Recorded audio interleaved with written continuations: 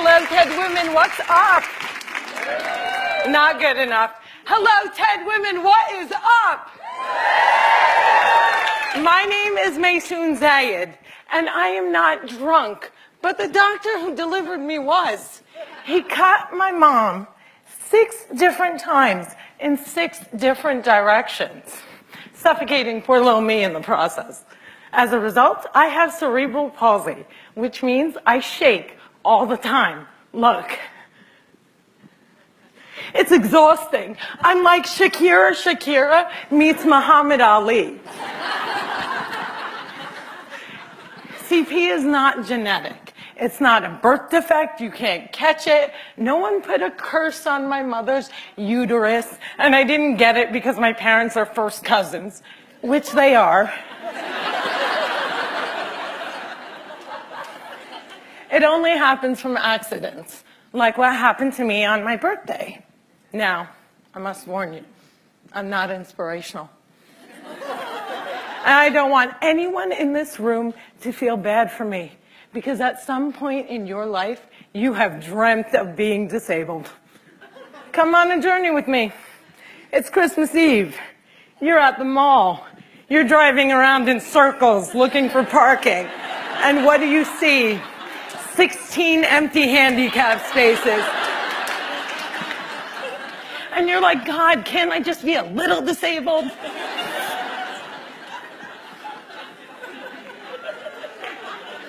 Also, I gotta tell you, I got 99 problems and palsy is just one. If there was an oppression Olympics, I would win the gold medal. I'm Palestinian, Muslim, I'm female, I'm disabled, and I live in New Jersey.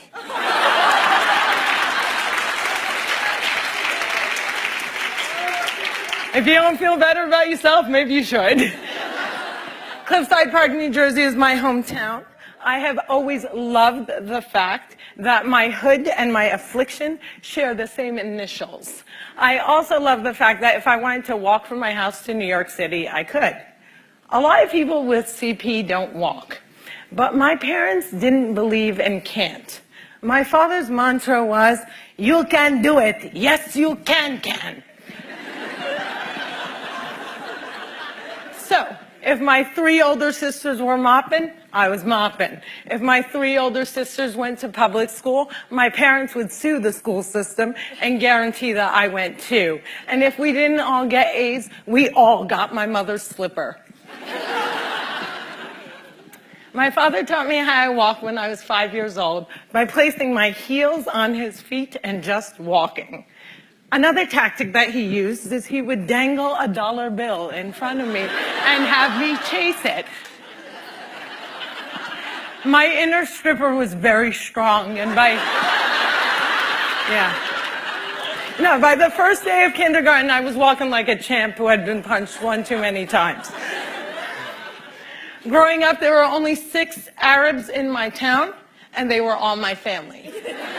Now there are 20 Arabs in town, and they are still all my family. I don't think anyone even noticed we weren't Italian.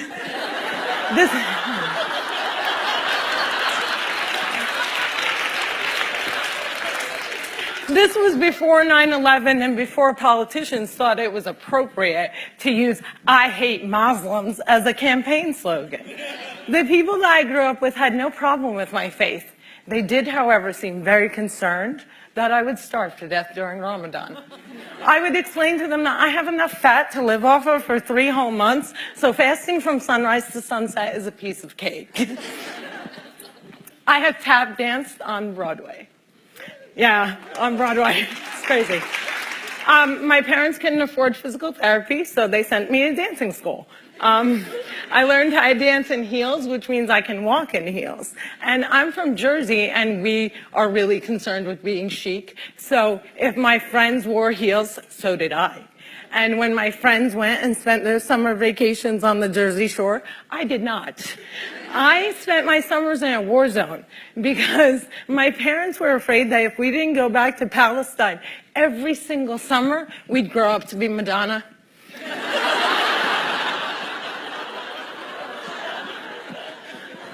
Summer vacations often consisted of my father trying to heal me. So I drank deer's milk, I had hot cups on my back, I was dunked in the Dead Sea, and I remember the water burning my eyes and thinking, it's working, it's working! But one miracle cure we did find was yoga. I have to tell you, it's very boring. But before I did yoga, I was a stand-up comedian who can't stand up. And now I can stand on my head. My parents reinforced this notion that I could do anything, that no dream was impossible. And my dream was to be on the daytime soap opera General Hospital. I went to college during affirmative action and got a sweet scholarship to ASU, Arizona State University, because I fit every single quota. I was like the pet lemur of the theater department. Everybody loved me. I did all the less than intelligent kids' homework. I got A's in all of my classes, A's in all of their classes. Every time I did a scene from The Glass Menagerie, my professors would weep. But I never got cast. Finally, my senior year, ASU decided to do a show called They Dance Real Slow in Jackson. It's a play about a girl with CP. I was a girl with CP. So I start shouting from the rooftops, I'm finally going to get part. I have cerebral palsy. Free at last. Free at last. Thank God almighty I'm free at last. I didn't get the part. Sherry Brown got the part. I went racing to the head of the theater department, crying hysterically like someone shot my cat, to ask her why. And she said it was because they didn't think I could do the stunts. I said, excuse me, if I can't do the stunts, neither can the character.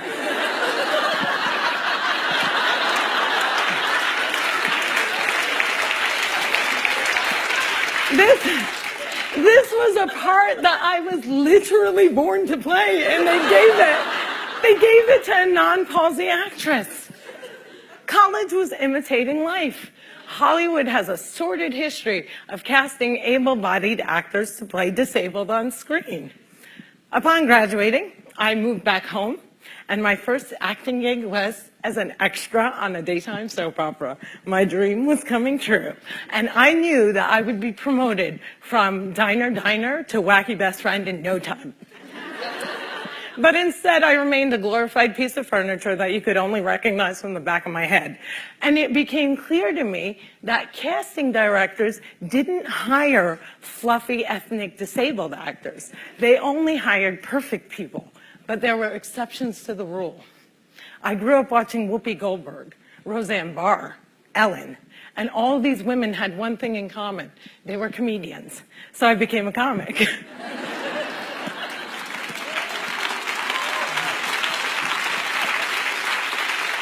My first gig was driving famous comics from New York City to shows in New Jersey. And I'll never forget the face of the first comic I ever drove when he realized that he was speeding down the New Jersey Turnpike with a chick with CP driving him. I performed in clubs all over America, and I've also performed in Arabic in the Middle East, uncensored and uncovered. Some people say I'm the first stand-up comic in the Arab world. I never like to claim first, but I do know that they never heard that nasty little rumor that women aren't funny and they find us hysterical. In 2003, my brother from another mother and father, Dean Obidallah, and I started the New York Arab American Comedy Festival, now in its 10th year. Our goal was to change the negative image of Arab Americans in media, while also reminding casting directors that South Asian and Arab are not synonymous.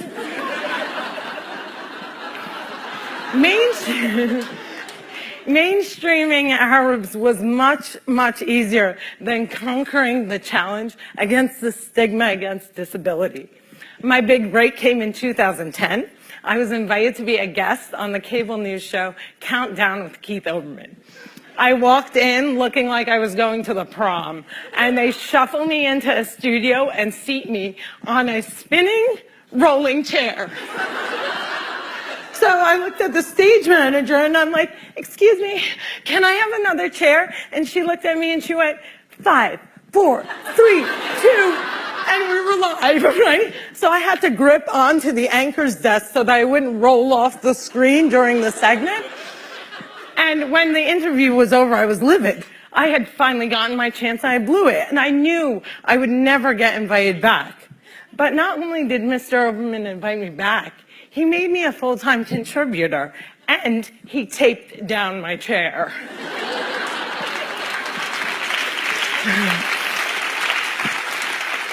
One fun fact I learned while on the air with Keith Oberman was that humans on the internet are scumbags. People say children are cruel, but I was never made fun of as a child or an adult. Suddenly, my disability on the World Wide Web is fair game. I would look at clips online and see comments like, yo, why is she tweaking? Yo, is she retarded? And my favorite, poor Gumby-mouthed terrorist, what does she suffer from? We should really pray for her.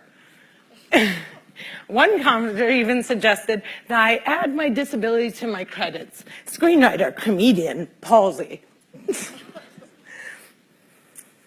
Disability is as visual as race. If a wheelchair user can't play Beyonce, then Beyonce can't play a wheelchair user. The disabled are the largest... Yeah, clap for them, man. Come on.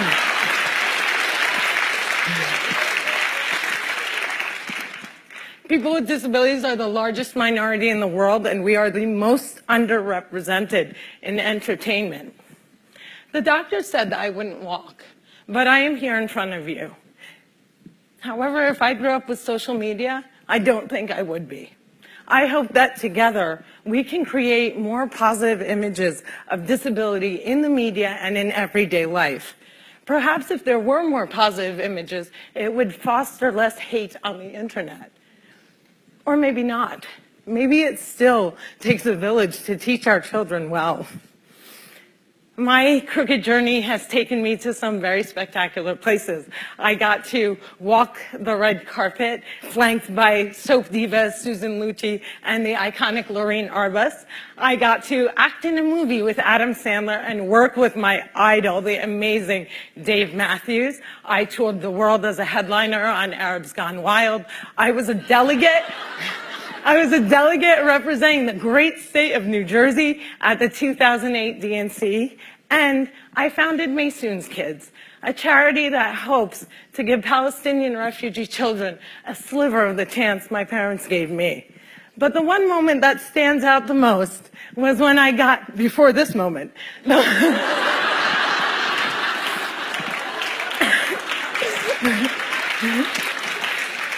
But the one moment that stands out the most was when I got to perform for the man who flies like a butterfly and stings like a bee, has Parkinson's and shakes just like me, Muhammad Ali.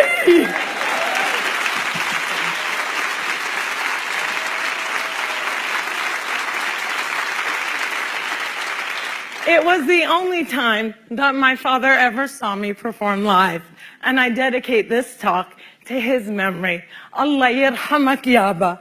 My name is Maysoon Zayed, and if I can, you can.